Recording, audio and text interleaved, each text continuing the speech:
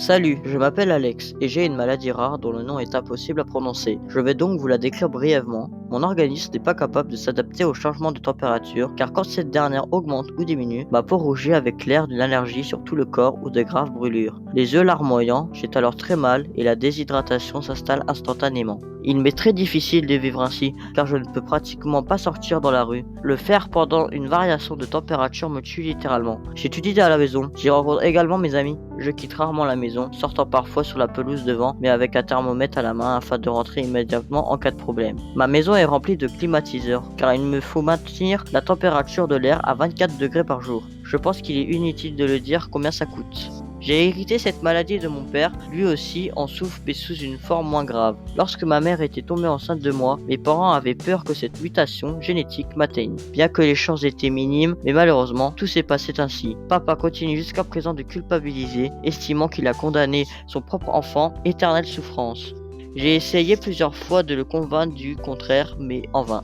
Ainsi, tous deux passons pratiquement toute notre vie à la maison, obligeant ma maman à s'occuper de nous tels de petits enfants. C'est seulement elle qui peut se rendre au supermarché pour l'achat de la nourriture, des vêtements et de tout le reste. Nous faisons toutes nos commandes au nom de maman car nous n'étions pas en mesure de récupérer nous-mêmes nos colis à la poste. Bien sûr que j'ai mal de reconnaître que je suis un point pour elle. Vous ne vous imaginez pas ce que d'être enfermé dans sa propre maison comme dans une cage. Nous avons dû installer aussi un générateur secours pour la fourniture en électricité, afin de maintenir le niveau de température dans la maison en cas de coupure.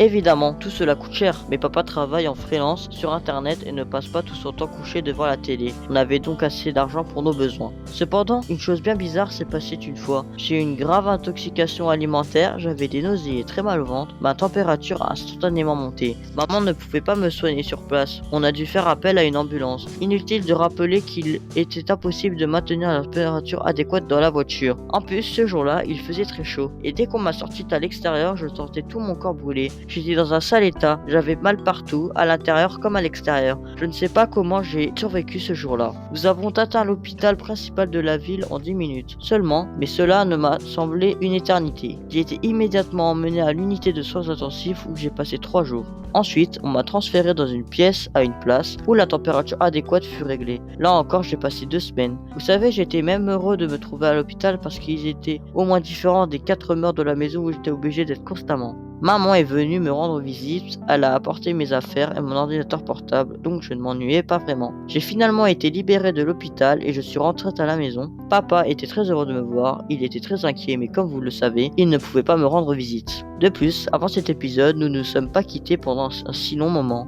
Tout s'est bien terminé, bien que ma vie n'ait pas changé pour le mieux, j'espère vivement qu'un jour les scientifiques ou les médecins pourront trouver une solution à ma maladie et que je pourrai enfin vivre comme une personne normale. Écrivez en commentaire ce que vous pensez de mon histoire, pourriez-vous rester à la maison toute votre vie? Si vous avez aimé le doublage, je vous invite à regarder plus d'animations sur ma chaîne, le lien se trouve dans les commentaires. Merci d'avoir regardé, n'hésitez pas à vous abonner, merci.